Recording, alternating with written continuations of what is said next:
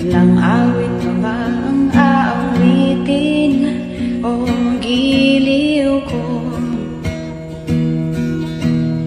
Ilang ulit pa ba ang uulitin o giliw ko?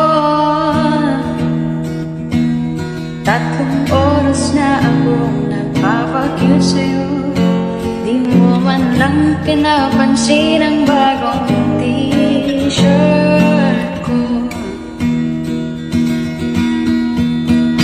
Ilang isaw pa ba ang kakainin o giliw ko? Ilang tansan pa ba ang iipunin o giliw ko? Gagawin ko ang lahat, pati ang thesis mo.